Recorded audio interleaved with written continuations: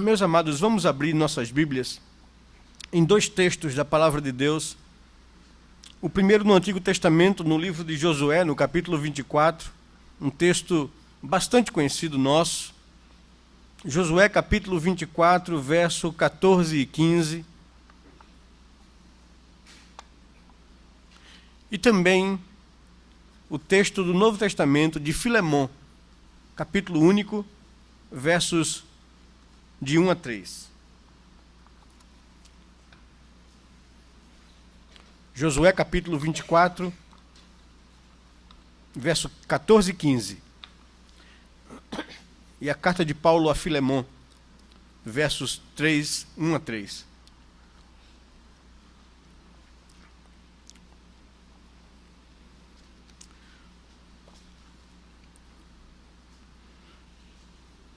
Josué capítulo 24.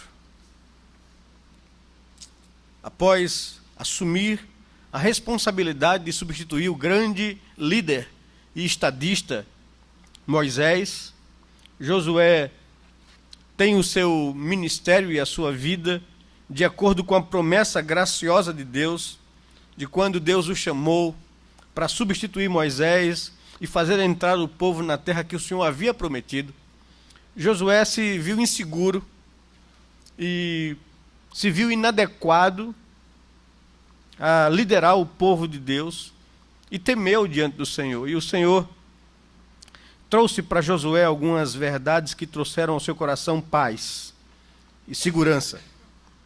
Porque diante da grandiosidade do líder, do grande estadista Moisés, Josué se sentiu tão pequeno e disse: Senhor, eu não vou conseguir fazer o que Moisés fazia. Se ele não colocou o povo dentro da terra que o Senhor prometeu, quanto mais eu farei isso. E Deus sussurrou no ouvido de Josué um princípio maravilhoso, dizendo que Moisés só foi o que foi porque o Senhor esteve com ele. E até lembrou, ou trouxe à memória de Josué, que quando Deus chamou Moisés, Moisés também teve a mesma reação de inadequação. Pediu para colocar seu irmão e não ele, não é? Mas Deus disse a ele que era ele que Deus havia escolhido. E Josué, da mesma forma, é você que vai substituir meu servo Moisés, que morreu. Mas eu queria lhe dar garantias de que, assim como eu fui com Moisés, serei contigo. Não temas, seja corajoso. Você fará o povo entrar na terra que eu prometi. E o coração de Josué descansou. E Josué conduziu o povo à terra. O povo entrou na terra, conquistou a terra. Deus foi gracioso, misericordioso com Josué. E aqui, ao final da sua vida, ele reúne toda a nação de Israel e faz um grande desafio, visto que a nação de Israel, as famílias de Israel, tinham perdido a perspectiva de servirem ao Senhor. E agora Josué levanta um desafio à nação de Israel, chamando a nação a renovar a sua aliança e compromisso com Deus. E ele diz no verso 14 e verso 15: Agora, pois, temei ao Senhor e servi com integridade e com fidelidade. Deitai fora os deuses aos quais serviram vossos pais, da além do Eufrates e no Egito, e servi ao Senhor. Porém, se vos parece mal servir ao Senhor, escolhei hoje a quem sirvais, se aos deuses a quem serviram vossos pais, que estavam da além do Eufrates, ou aos deuses dos amorreus, em cuja terra habitais. Eu e minha casa serviremos ao Senhor. Então, esse texto de Josué demonstra a consciência desse homem do propósito de Deus para as famílias de Israel. E eu gostaria de que você guardasse esse texto com você hoje, para a gente buscar compreender o que é que Deus quer com as nossas vidas. Temei ao Senhor e servi com integridade e com fidelidade. É essa a convocação e o desafio posto diante das famílias de Israel. E ele continua dizendo: porém, se vos parece mal servir ao Senhor, escolhei hoje a quem sirvais. Vocês não podem viver a vida de vocês cocheando entre dois pensamentos, servindo a Deus e aos deuses dessa terra. Eu e minha casa serviremos ao Senhor. Tomamos essa decisão e esse propósito.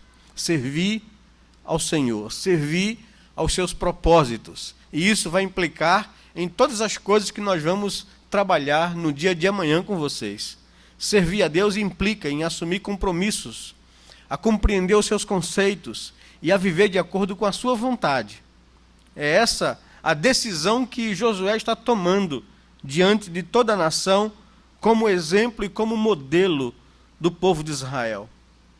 No Novo Testamento agora, o apóstolo Paulo escreve uma carta a Filemon, uma carta a um líder da igreja em Colossos. Paulo, quando escreve essa carta, encontra-se na primeira prisão em Roma e escreve algumas cartas da prisão.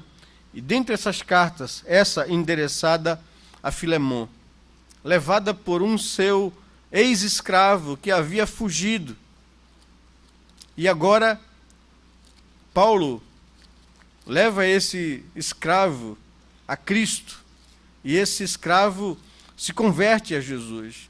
Paulo o treina, o discipula, ele se torna um obreiro útil e fiel, mas chegou um momento que Paulo disse que ele teria que voltar para casa para refazer o que fez de errado quando fugiu. Ele causou dano, ele defraudou, ele causou estragos ao seu Senhor. E manda essa carta a Filemon. Mas, na introdução dessa carta, Paulo traz algumas palavras aqui, que é o que a igreja do Novo Testamento compreendeu e viveu, o que eu gostaria de destacar para vocês aqui na introdução da carta a Filemon.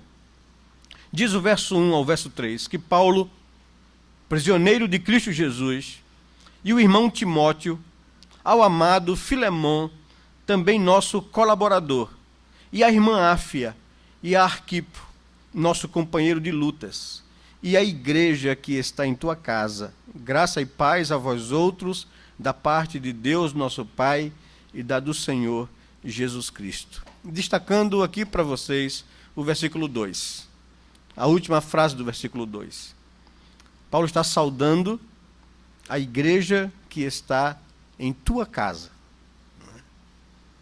A casa de Filemon, como a casa de muitos cristãos no Novo Testamento, se tornara o lugar de adoração. A igreja, lugar de proclamação, onde pessoas eram alcançadas pela graça de Deus. A consciência de Josué e a prática da igreja do Novo Testamento vai nos apontar para aquilo que eu gostaria de trabalhar com vocês nessa noite. O propósito de Deus em fazer homem e mulher, em os unir em família, para cumprir um ideal que Deus deseja que nós compreendamos e vivamos nos nossos dias. Que Ele, pois, nos abençoe e nos dirija, que Ele, pois, abra o nosso entendimento, para que a gente possa compreender a sua vontade, o ensino da sua palavra, e viver então de acordo com ela nessa noite. De vez em quando eu vou tossir aqui, me desculpem desde já, eu estou me recuperando de uma virose. Nós estamos então hoje dando início ao seminário sobre o lar cristão, e a nossa intenção é refletir com todos vocês sobre o propósito de Deus para as nossas vidas. É nosso objetivo, nesse final de semana com vocês, levar tanto homens quanto mulheres a compreenderem o propósito de Deus ao criar o ser humano, homem e mulher, e os constituir em família. O que Deus tinha em mente? Por que Ele deu funções distintas a cada um deles, homem e mulher? O que Ele espera que homens e mulheres casados, solteiros, adultos e jovens compreendam sobre os papéis que Ele os confiou para o cumprimento de seus eternos propósitos? Essa e outras perguntas serão postas e refletidas nesses dias com vocês. É interessante, porque nós convidamos não somente pessoas casadas, mas principalmente pessoas solteiras, jovens e adultos, porque não se espera casar para a gente entender o que Deus quer para a nossa vida enquanto seres humanos criados à sua imagem e semelhança. O casamento não tem um propósito de nos tornar felizes ou nos fazer felizes, mas sim um propósito de junto com outra pessoa que ama o Senhor, poder servir a Deus. É essa consciência que Josué manifesta diante do povo de Israel. E para um casal viver uma vida sólida, uma vida consciente e tranquila, para a vontade de Deus, ele precisa ter essa consciência ainda quando solteiro, e não depois de casado. Os textos de Josué, no Antigo Testamento, e a saudação de Paulo, contida na epístola dirigida a Filemão, no Novo Testamento, nos apontam, primeiro, para a consciência que Josué tinha dos propósitos de Deus para com as famílias do seu povo. Segundo, a carta aos Filipenses, a saudação de Paulo demonstra que a igreja do Novo Testamento não só compreendeu esse propósito, como faziam do ambiente de sua família um lugar propício para o anúncio e a vivência do Evangelho em sua plenitude. Quando nós estudamos com mais atenção, quando nós examinamos a Escritura com mais cuidado, nós percebemos que Deus sempre fez pacto com o homem e a sua família, com o homem e com a sua posteridade. Se não, veja comigo, a aliança de Deus com as famílias de seu povo no Antigo Testamento, desde a criação de Deus, ele manifesta essa intenção e essa aliança não só com o indivíduo, mas com a família, com o homem, com sua esposa e com a sua posteridade. Em Gênesis, no capítulo 1, no verso 26 ao verso 28, a Bíblia declara que Deus disse: façamos o ser humano a nossa imagem. Continuando, o texto diz que criou Deus, pois, o ser humano à sua imagem, homem e mulher os criou. E Deus os abençoou e lhe disse: sede fecundos, multiplicai-vos, enchei a terra e sujeitai-a. E no capítulo 2, no verso 24, Moisés, depois de detalhar a criação, conclui da seguinte forma: por isso, por essa razão, deixa o homem pai e mãe e se une à sua mulher, tornando-se os dois uma só carne. E aí aponta desde a criação da aliança que Deus fez com o homem, com a família, e a intenção de Deus em criar macho e fêmea, homem e mulher, os unir para que eles juntos pudessem cumprir um propósito de Deus. Ainda no Antigo Testamento, após o dilúvio, quando a raça humana cai e se perde de Deus, se distancia e começa a viver de forma inadequada, Deus vem e julga o mundo com o dilúvio. E após o dilúvio, ele recomeça com uma família. Diz o texto de Gênesis, capítulo 7, versículo 1 e o versículo 13, que quando Deus recomeça com Noé após o dilúvio, ele faz uma aliança, ele renova uma aliança. Diz o texto de Gênesis 7:1, disse o Senhor a Noé: entra na arca, tu e toda a tua casa, tu e toda a tua família. Nesse mesmo dia entraram na arca Noé, seus filhos, sua mulher e as mulheres do seu filho, diz o verso 13 do capítulo 7 do livro de Gênesis. Então, na criação, Deus faz um pacto com o homem e com a sua família. Após o dilúvio, Deus faz um pacto com Noé e sua família, toda a sua família. Depois, quando a raça humana se perde e se distancia de Deus, Deus agora chama um homem, Abraão, e faz uma aliança com Abraão. E diz o capítulo 12 do livro de Gênesis, os primeiros 3 versículos, que disse o Senhor a Abraão: sai da tua terra, da tua parentela e da casa de teu pai, e vai para a terra que te mostrarei. De ti farei uma grande nação, e te abençoarei. Em ti serão benditas todas as famílias da terra.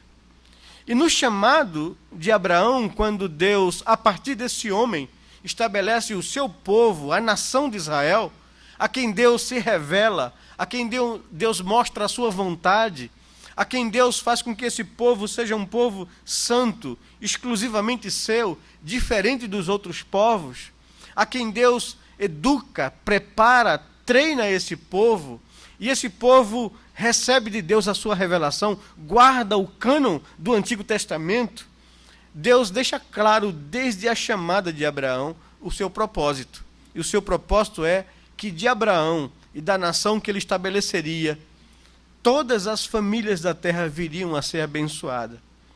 Mais uma vez, Deus aponta para a sua intenção, para o seu propósito em fazer aliança com o homem e com a sua família. Então, vá guardando e construindo isso, juntamente comigo nessa noite.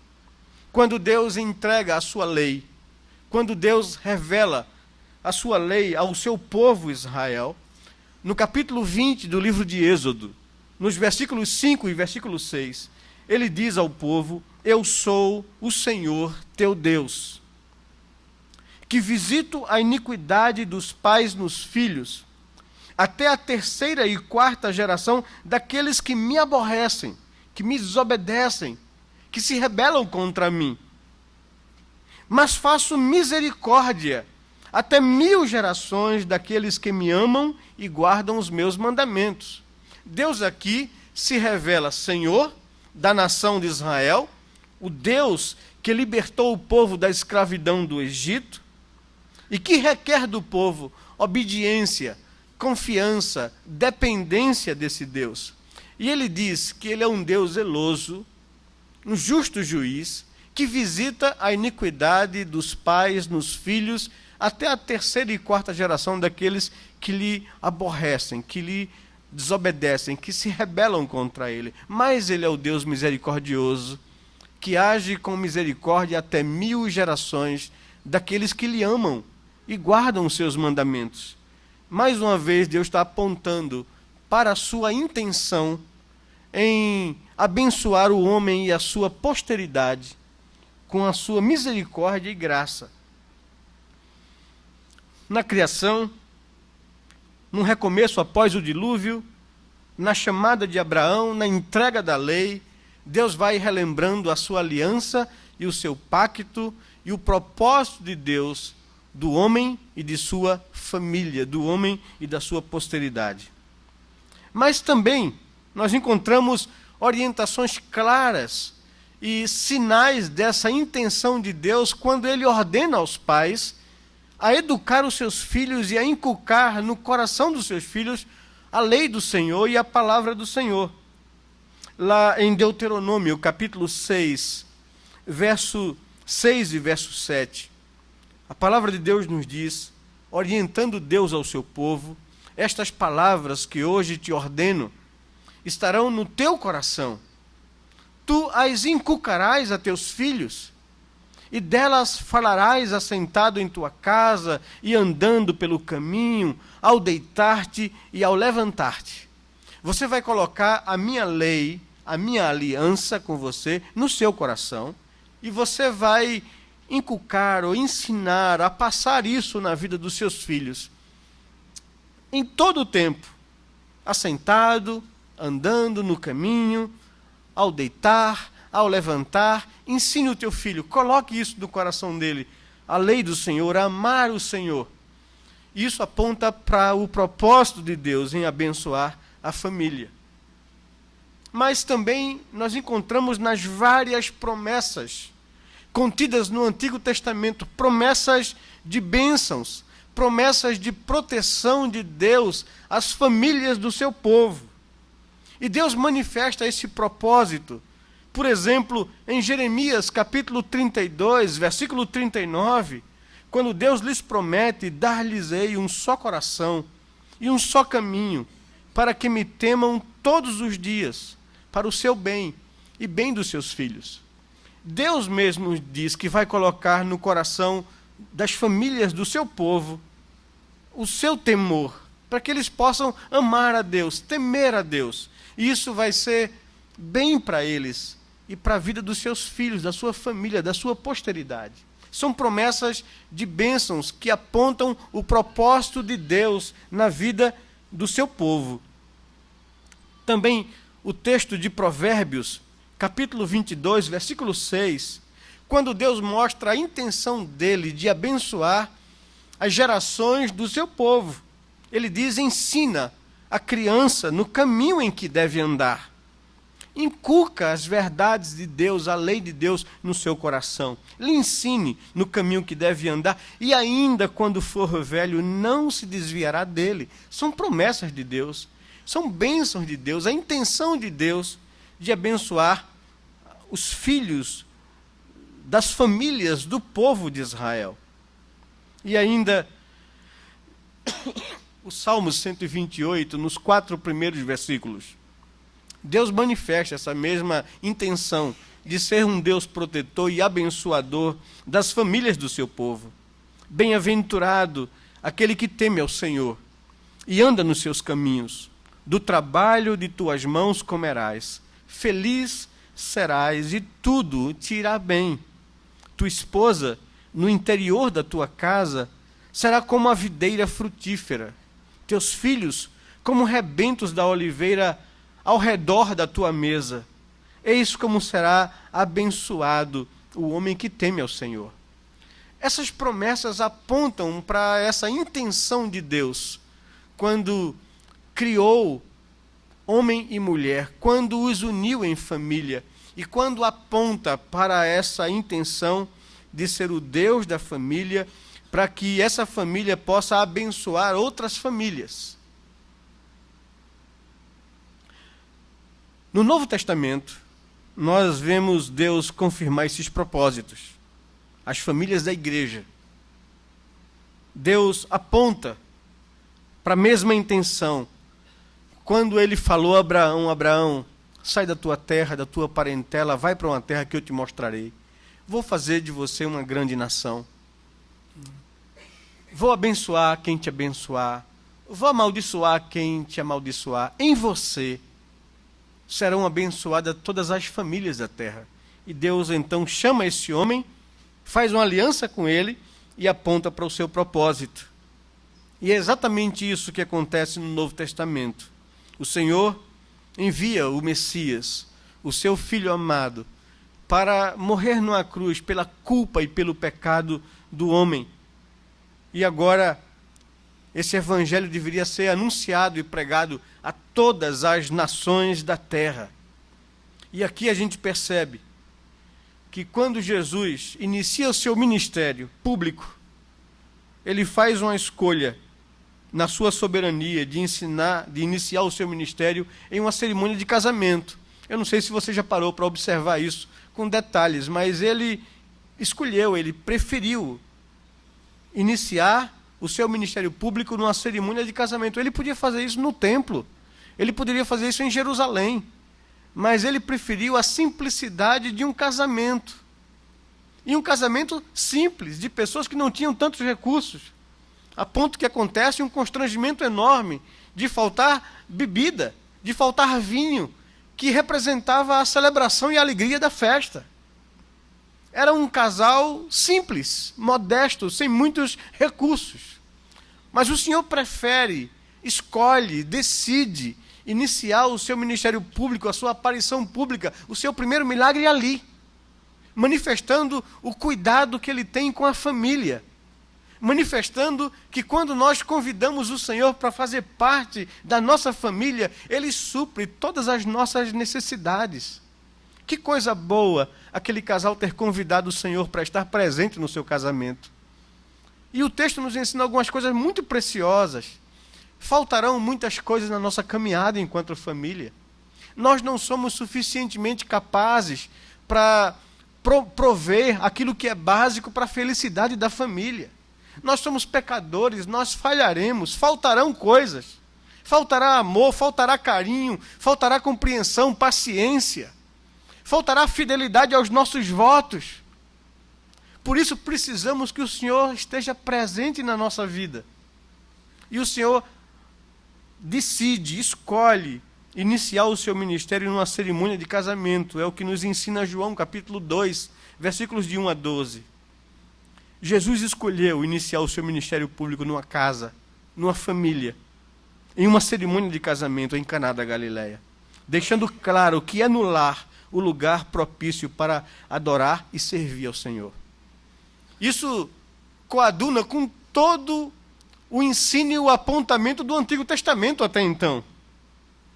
Pedro, quando prega aquele sermão inaugural da igreja, no dia de Pentecostes, da festa de Pentecostes, lá em Atos capítulo 2, versículo 39, manifesta a compreensão de um israelita que estava bem sintonizado com o propósito de Deus no Antigo Testamento.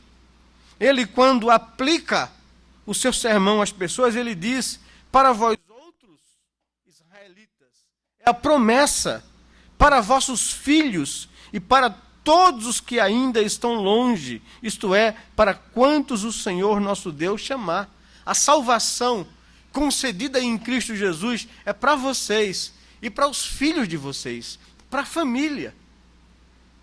Pedro estava pregando o que todo o Antigo Testamento apontava e pregava.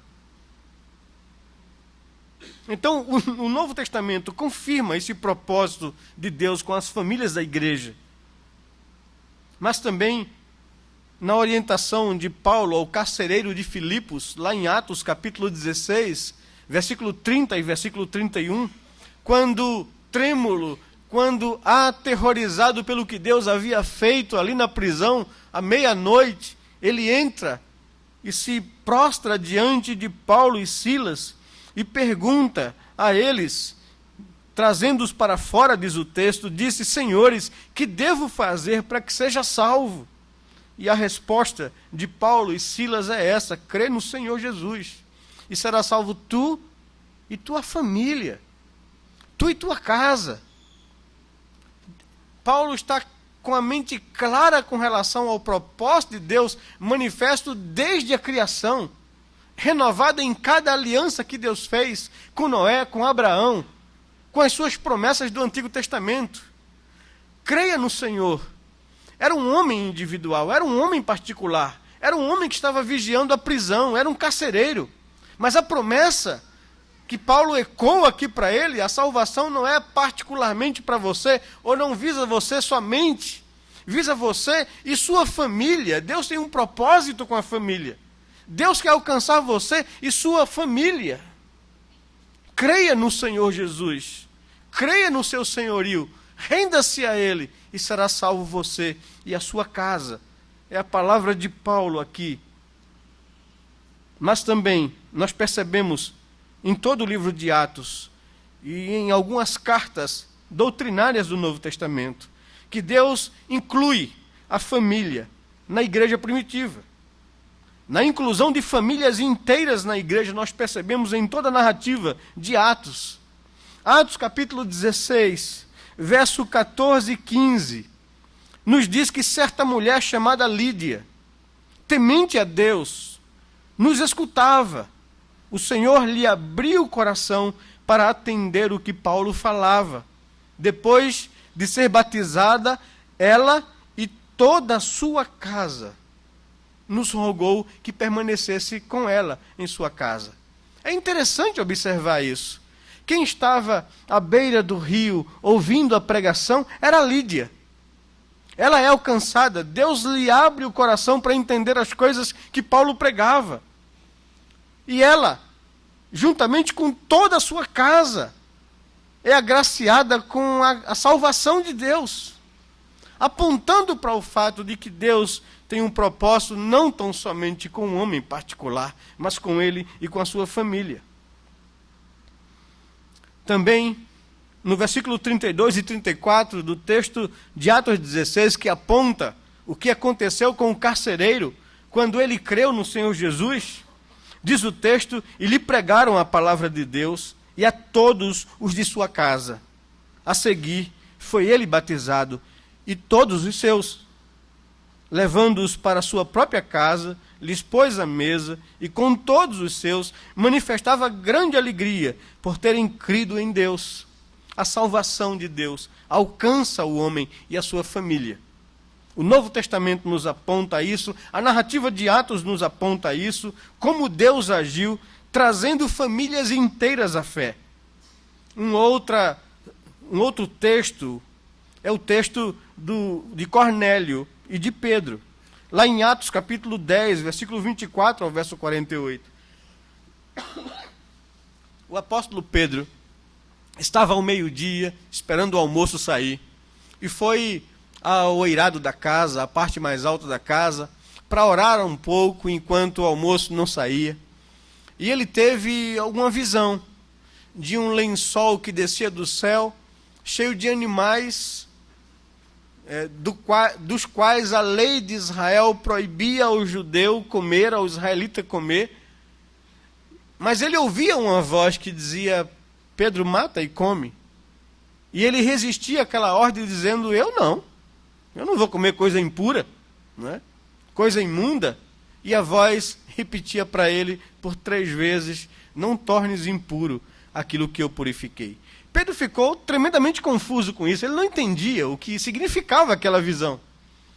Mas nesse momento de reflexão, de uma mente confusa, 2 homens batem a porta e chegam com um recado: nós estamos sendo enviados por um centurião romano, um homem temente a Deus, que na busca de Deus, ele recebeu uma visão ou uma revelação de que você estava aqui, Pedro, e que você deveria ir lá para pregar a palavra para que eles fossem salvos. E Pedro então atendeu e foi com aqueles 2 homens.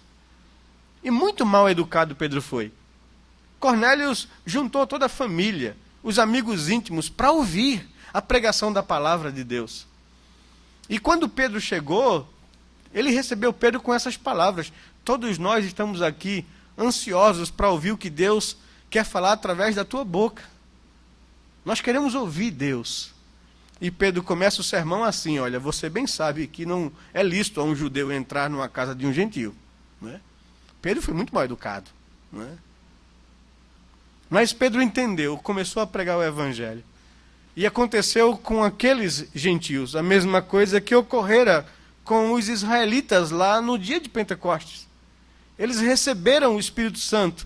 E Deus estava comprovando a Pedro e aos judeus que ali estavam com ele que a graça salvadora do Senhor não é somente para os judeus, não é somente para a nação de Israel, mas como Deus prometera a Abraão, todas as famílias da terra seriam abençoadas em Abraão. Deus estava cumprindo a sua promessa e Pedro entendeu isso. E ele falou: como podemos negar a água do batismo àqueles que, como nós, receberam o Espírito Santo? E ordenou que fossem eles batizados. Então Deus aponta, confirma, mostra no Novo Testamento que o propósito dele continuava firme, de abençoar todas as famílias da terra. E o apóstolo Paulo, certa vez, defendendo de algumas acusações dos crentes lá em Corinto, na primeira carta, ele fala sobre o fato de ter batizado a casa de Estéfanas. Além deste, não me lembro se batizei algum outro, pois não vim para batizar, vim para pregar o evangelho. Mas o que eu quero chamar a sua atenção é para o fato de que o Novo Testamento inclui famílias inteiras na igreja primitiva, cumprindo o que Deus havia apontado no Antigo Testamento, o que Deus tinha feito no Antigo Testamento todo o tempo. E para fechar essa questão da confirmação do propósito de Deus nas famílias da igreja no Novo Testamento, eu queria ver com você o último capítulo de Romanos, quando Paulo está se despedindo na carta de muitos irmãos que ele conhece, que estavam morando em Roma, e que, sabia Paulo, usavam a sua casa como uma agência de proclamação do evangelho e de adoração a Deus.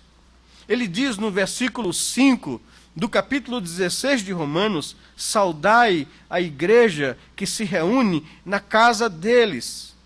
No versículo 10, na última parte, ele diz: saudai-os da casa de Aristóbulo. No versículo 11, ele diz: saudai-os da casa de Narciso. No versículo 14, ele diz: saudai Assíncrito, Flegonte, Hermes, Pátrobas, Hermas e os irmãos que se reúnem com eles. E no versículo 15, ele diz: saudai Filólogo, Júlia, Nereu e a sua irmã Olimpas, e a todos os santos que se reúnem com eles. Eu não sei se você tem essa compreensão, mas a igreja nos 4 primeiros séculos, não se reunia em templos como nós nos reunimos hoje. Era uma igreja peregrina, era uma igreja sem endereço, era uma igreja sem templos. A igreja se reunia nas casas. E a minha casa era uma igreja de porta aberta para receber vizinhos e amigos, para ouvir de Cristo Jesus. Era assim que vivia a igreja em todo o Novo Testamento, nos 4 primeiros séculos do cristianismo. Foi assim que o cristianismo conquistou o mundo. Não tinha endereço, era na casa dos irmãos.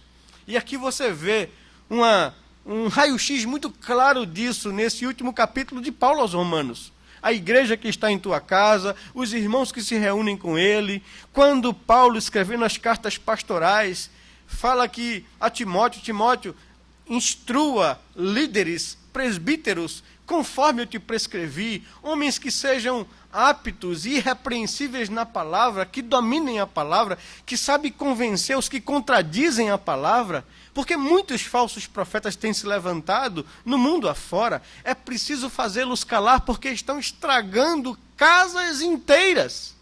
Quando ele fala isso, ele está dizendo que esses homens chegam nessas casas, igrejas, e começam a ensinar o que não deve por torpe ganância, fazendo discípulos atrás de si. E Paulo diz a Timóteo, ordene, treine, capacite homens fiéis, porque a gente vai silenciar os falsos mestres com homens comprometidos com a palavra de Deus. É preciso multiplicar liderança sadia para silenciar uma liderança mal para a igreja ou má para a igreja. Casas, igrejas, famílias, consagrando suas vidas ao serviço de Deus e à adoração do Senhor.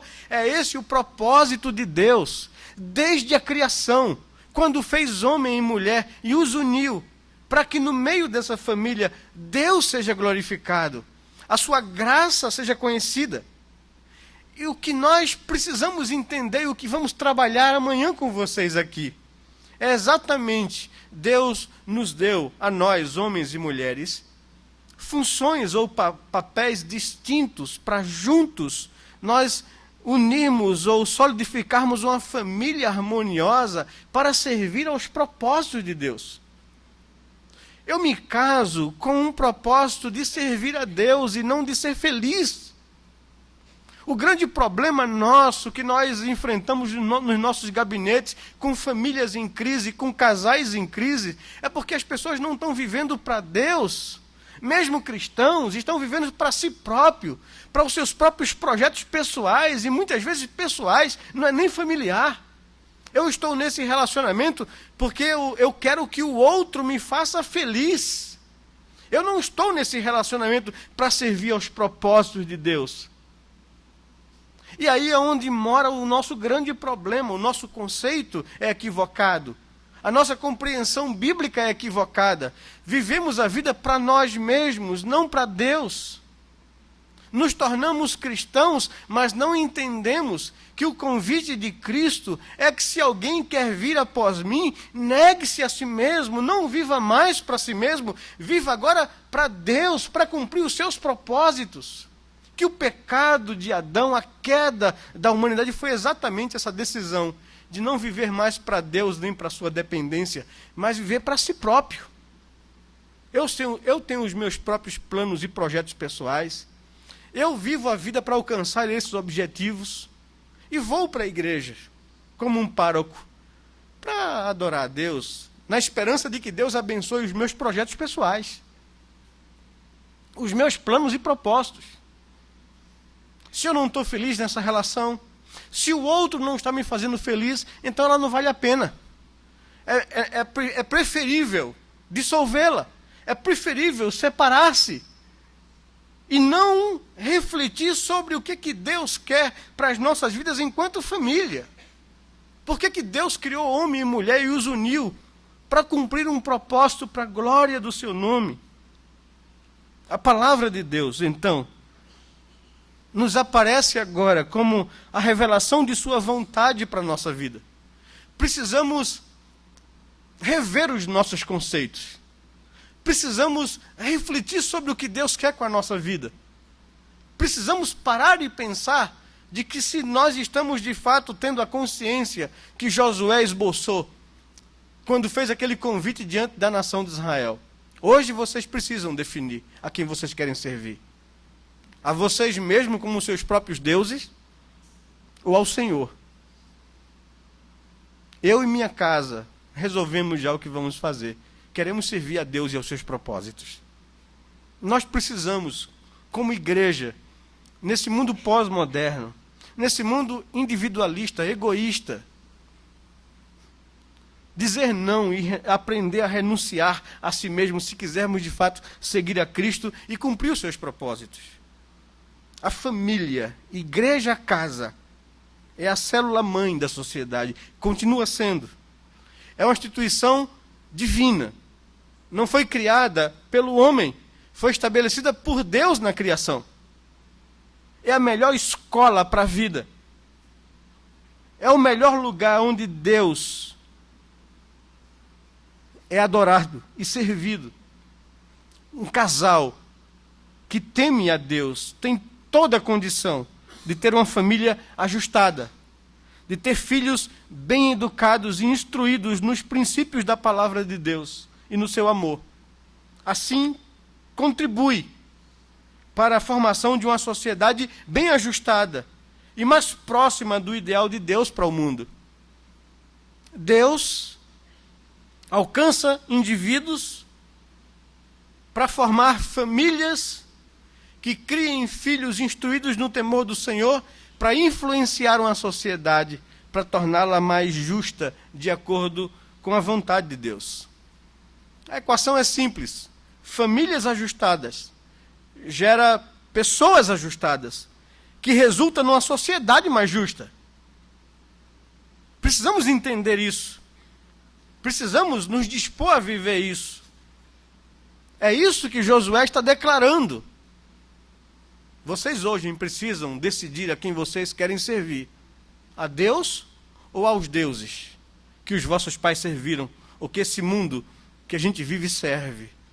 Eu e minha casa já decidimos o que vamos fazer. Queremos servir aos propósitos de Deus. Não queremos mais viver a vida para nós mesmos. Não queremos mais quebrar insistentemente e continuamente o primeiro mandamento, sendo os deuses da nossa própria vida. E chamando a Deus para fazer a nossa vontade, não ao contrário.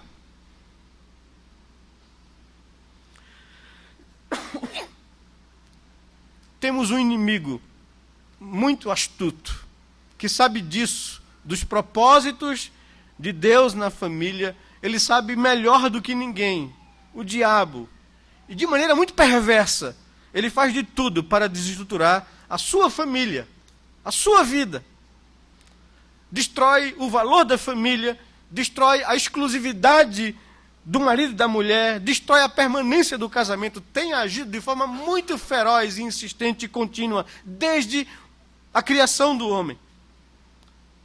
As nossas próprias diferenças, temperamento, formação, educação, individualidade, servem como dificuldades para o nosso relacionamento, para a nossa harmonia. O pecado que habita em nós e tende a nos fazer egoístas, gerando pontos de atrito em nossos relacionamentos. Todas essas coisas funcionam como dificuldade para cumprir esse propósito de Deus. Por isso, Deus, em sua palavra, nos dá a regra para uma vida familiar feliz. Feliz o homem e a mulher que buscam na palavra de Deus a orientação segura para como viver e agradar a Deus enquanto indivíduo e enquanto família. É a isso que nós estamos nos propondo. É isso que nós queremos trabalhar amanhã com vocês. Colocar a nossa vida diante de Deus para ver se de fato temos compreendido e temos nos ajustado à palavra de Deus, confiado de que vamos ser felizes quando colocarmos a nossa vida no trilho da direção da vontade de Deus revelado na Escritura. Ele nos orienta com relação às nossas funções, com relação aos nossos deveres, com relação ao princípio da satisfação mútua em nossa relação íntima, em como educar os nossos filhos e tantas coisas, para que possamos viver bem, renovar nossos relacionamentos entender nossas funções e viver o propósito de Deus para as nossas vidas, temos que assumir a mesma postura de Josué. Tanto homens, quanto mulheres e filhos. Precisamos dizer assim e assumir isso para a gente como compromisso. Eu e minha casa e minha família serviremos aos propósitos do Senhor. Eu quero ajustar a minha vida a isso, pois a razão da minha existência é a glória do Senhor. E devo viver a minha vida para essa glória. Devo procurar saber o que Deus quer de mim enquanto marido, enquanto esposa, enquanto filho, para que juntos, eu e a minha casa, possamos servir ao Senhor e aos seus propósitos. O cristianismo, meu querido, não é uma religião ou uma vida egoísta, voltada para nossos próprios interesses, mas sim uma vida voltada para Deus. Uma vida voltada para fazer a vontade de Deus, para cumprir o propósito de Deus. Desde a criação, Deus chamou o homem a ser coparticipante com ele na criação, dando nome aos animais. Deus também lhe chama e me chama como coparticipante do projeto dele, do propósito dele, em alcançar pessoas perdidas. E isso, desde o início, ele aponta fazendo um pacto com o homem e com a sua família. Se o propósito de Deus é usar a minha família no resgate de outras famílias, na sociedade humana, se é isso que Deus quer fazer, eu devo querer, com minha família, servir ao Senhor e ao seu propósito. Esse é o desafio de Josué para o povo de Israel, para o povo de Deus. Esse continua sendo o mesmo desafio para a igreja do Senhor nos nossos dias. Eu e a minha casa, eu e a minha família, estamos nos comprometendo para servir aos propósitos do Senhor, para nos alinharmos, para ajustarmos a nossa vida e os nossos valores, os nossos objetivos enquanto pessoas, enquanto família, para servir a Deus e não a nós mesmos. E assim, como consequência, seremos felizes com a nossa casa. A felicidade, meu querido, como promete a palavra de Deus, é decorrente, é consequente do compromisso da minha vida em viver para Deus e para os seus propósitos. Quando nós não temos objetivos claros com relação a isso, quando nós não temos objetivos firmes com relação a isso, e não sabemos em que direção caminhar, nos confundimos, nos perdemos e nos magoamos enquanto família. Ferimos um ao outro, porque estamos vivendo para nós mesmos e não para Deus, para cumprir os seus propósitos. Não sei como você se encontra, nem sei como se encontra a sua família. Eu não os conheço na intimidade. Não é? Uma boa parte de vocês estão vindo aqui e eu não os conheço pessoalmente. Mas o que eu sei é que esse encontro se propõe a ajudar cada pessoa, cada família aqui representada, a se firmarem mais e mais nesse propósito excelente, viver bem e viver para a glória de Deus. Essa é a nossa oração e o nosso desejo. É com esse intuito que nós nos organizamos, que nós nos esforçamos para convidar vocês aqui a refletir sobre essas verdades. Este será um bom momento para reflexão, um bom momento para ajustes, um bom momento para consertos, um bom momento para arrependimento, para restauração, para reconciliação e, por fim, renovação do compromisso com o Senhor e com seus propósitos. A nossa oração é que Deus faça maravilhas na sua vida, que Ele fale profundamente ao seu coração no dia de amanhã, que com graça Ele alcance a nossa vida e a nossa vontade, e que a gente chegue de fato e verdade à mesma consciência que Josué chegou. Eu quero servir a Deus, eu quero servir aos seus propósitos, e confio de forma plena que, como consequência, eu vou viver a felicidade que Deus disse que Ele preparou para a gente na sua palavra. Eu queria convidar você a buscar o Senhor nesse momento agora em oração, a colocar a sua vida diante de Deus, a pedir que nesses dias, que no dia de amanhã Ele possa falar de forma serena, mas de forma profunda a sua vida, para que você possa entender a vontade de Deus e viver a vontade de Deus. E dizer como Josué: eu e minha casa queremos servir aos propósitos do Senhor.